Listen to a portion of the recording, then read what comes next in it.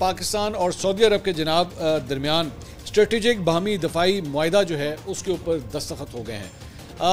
इससे पहले शहबाज शरीफ साहब जब यहाँ से रवाना हुए थे और उसी वक्त ये आइडिया होना शुरू हो गया था कि कुछ बड़ा होने जा रहा है, क्योंकि अभी इनकी मुलाकातें जो हैं वो हुई थी सरबराह कॉन्फ्रेंस के अंदर जो कतर में हुई थी, और लेकिन वो आए 1 या 2 दिन उन्होंने क़याम किया और उसके बाद दोबारा जो है वो सऊदी अरब के लिए निकल पड़े।